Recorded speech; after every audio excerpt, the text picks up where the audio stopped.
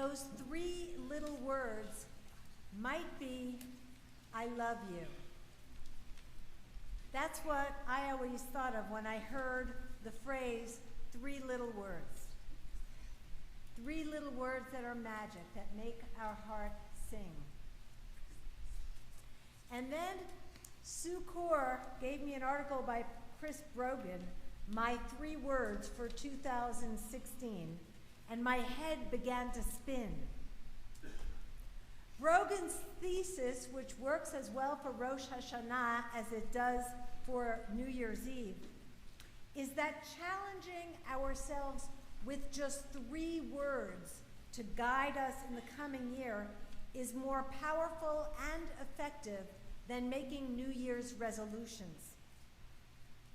He describes his own process as follows. Make the words such that they influence your choice of actions, encourage you to decide in favor of your goals, and guide you towards lasting results that you want to experience throughout the year. He suggests that we write these words down, post them everywhere, schedule them to pop up in your calendar, and use these words as part of your decision-making process every day. 3 little words to frame our new year. Pirkei Avot says that the world stands on only 3 things: on Torah, or we might say lifelong learning, on worship, which we might understand as having a sense of awe or holiness, and Gemilut Chasadim, loving acts of kindness. If we were to adopt the perspective of Pirkei Avot, our 3 little words as we enter 5779 might be learning, holiness, and kindness. 3 very worthy thoughts. Continuing to learn is a fundamental Jewish value.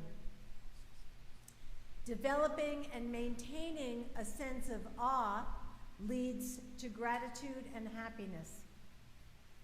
And community is impossible without devotion to caring for each other. If we could commit ourselves to learning, holiness, and kindness, dayenu. When my daughter Sarah graduated from medical school, Dr. Mitchell Shub addressed the class. He emphasized 3 things to the newly minted doctors: perseverance, kindness, and honesty. Perseverance is necessary in life. We get knocked down, we get sidetracked, and we need to find the resources within to keep going. Kindness, Henry James said it best. 3 things are important in life. The first is to be kind, the second is to be kind, and the third is to be kind. Honesty. Aha, what a beautiful world it would be if people were only honest. Can you imagine throwing out all your keys and deleting all your passwords because you could rely on the honesty of others? It would be paradise. Perseverance, kindness, and honesty. 3 little words. Throughout this past year, Temple Chai has hosted several discussions on the theme of wise aging. We explored life review and the balance between the physical and the spiritual as we get older. We talked about how relationships evolve and how we deal with loss. In one conversation, Joel Sherman shared that his guiding principles are happiness, hope, and gratitude. Happiness can be a conscious decision that we make each day to embrace happiness as our baseline, unless there is a very good reason to be unhappy. Too often we confuse happiness with fun, and we wait for fun activities to bring happiness to our lives, when we can just be happy to be alive. Gratitude is the foundation of happiness. When we truly appreciate all the blessings in our lives, a deep and profound joy emerges. And hope, the national anthem of the Jewish people, Ha-Tikvah, the hope. When times are tough, it is hope that sustains us both individually and as a community. Happiness, gratitude, hope. 3 little words. The Torah says, V'ahavta l'reacha kamocha. It's 3 words in Hebrew, a bit longer in English. Love your neighbor as yourself. Rabbi Akiva identified this as the most important principle in the Torah. Rogan advises us against choosing a phrase, though. He writes that that kind of eats the power potential of what you can do with words. For example, do the work pretty much eats up a lot of room compared to work, which gets the same accomplished. If you were going to pick a phrase, though, to guide your year, you won't go wrong with V'ahavta l'reacha kamocha. Love your neighbor as yourself. 3 little words that could also change the world if we all took them as our call to action. Brogan began this process of 3 words to orient his new year in 2006. He began with the words ask, do, share. In 2006, my 3 words were ask, do, share. Everything I did, he writes, I tried to filter through the mindset of asking people for help or asking if I could help them. Doing seems self-explanatory. Sharing was making sure that I shared opportunities with others, that I shared my learning with you, and that I kept myself open to sharing the possibilities. He reports the impact that they prompted me to ask more questions where I didn't know, ask if I could help, ask for help, do more instead of plan more, share what I learned, and share great people's work. Brogan shared his partner Rob Hatch's great work. Rob's words for 2013, systems, service, and now. Systems. If 2012 revealed anything to me, it was the power of building a system for even the most simple aspects of my life. Systems are simply habits that I have borrowed, hacked, or designed to enable me to accomplish a goal, complete a project, or simply structure my life or work. Systems give me time, free me from worry, allow me to focus and present. They also serve as platforms for risk-taking. Service. Service is a reminder to both be of service to others and that my actions should serve my goals.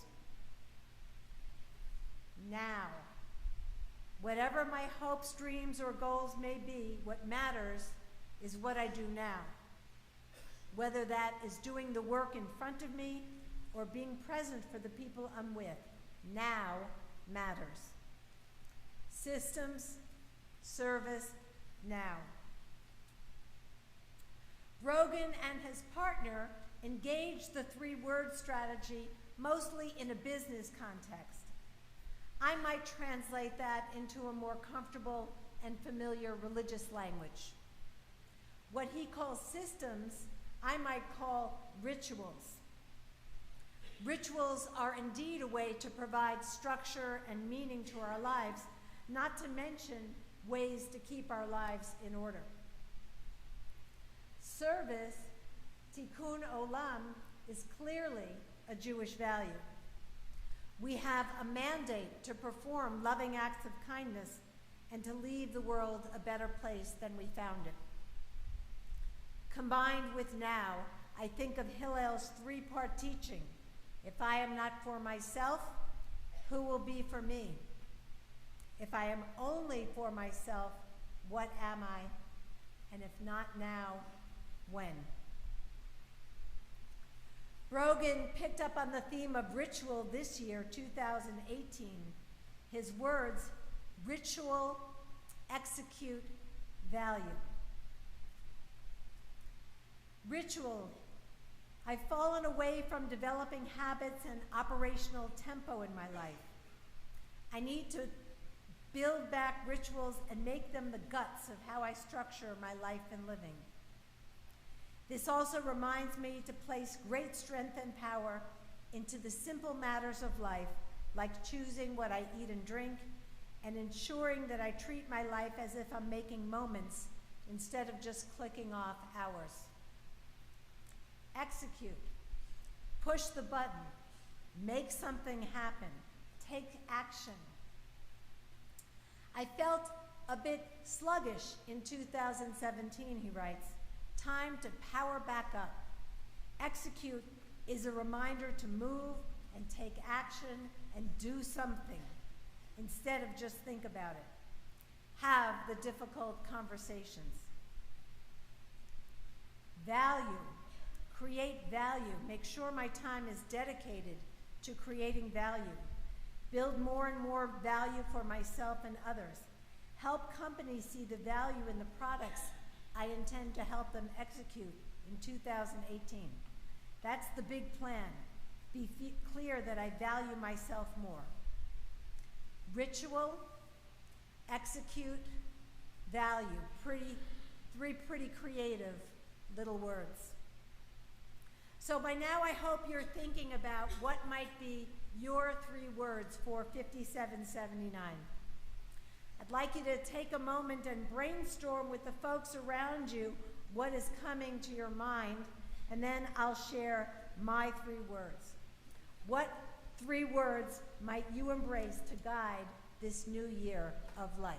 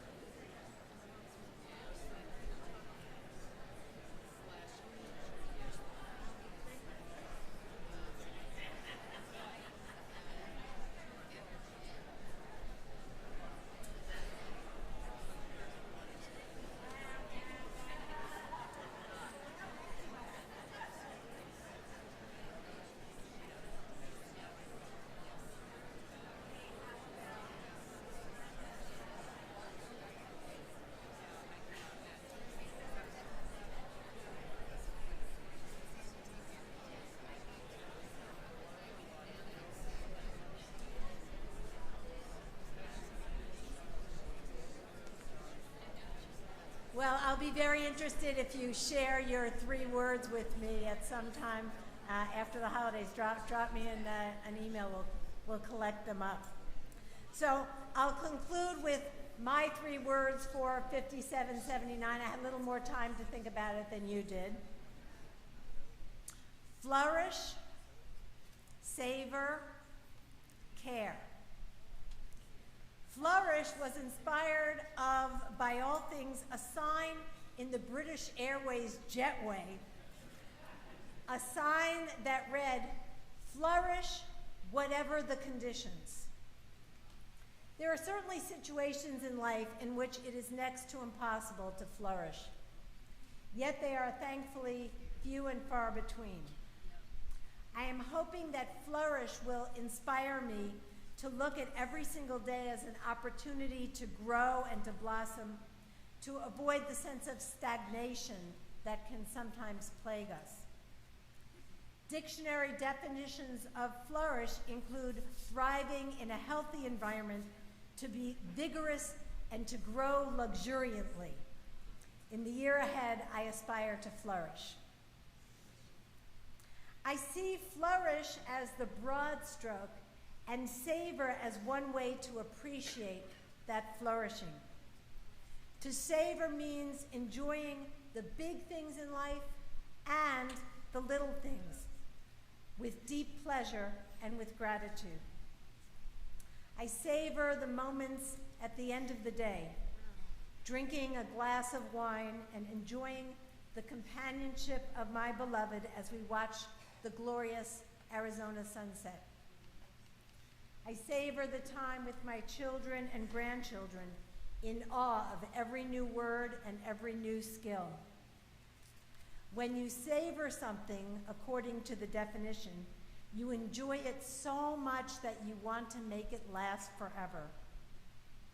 With that in mind, savor has the connotation of doing something slowly. Rabbi Chizkiah taught that a person will have to answer for everything that his eye beheld and he did not consume. I intend to consume and savor as much as possible in 5779. Care is my third watchword. Flourish and savor are personal. I don't want this year to be a year of selfishness, so retaining and acting on a sense of caring is vital. As a rabbi, I am exposed to so much pain and hardship and suffering. Part of honoring others is to help carry their burdens, to be supportive and empathetic, to listen with an open heart and a caring presence. I pray that I will never forget that the goal of caring for others is the essence of this holy work, and I might add, this holy life. To make a difference in someone's life, wrote Mandy Hale, you don't have to be brilliant, rich, beautiful, or perfect. You just have to care. People don't care how much you know, it has wisely been noted, until they know how much you care. I did already put these words on my calendar so that they will pop up regularly throughout the year as reminders to help me recenter and refocus. Flourish, savor, care. My three little words for 5779. What will yours be?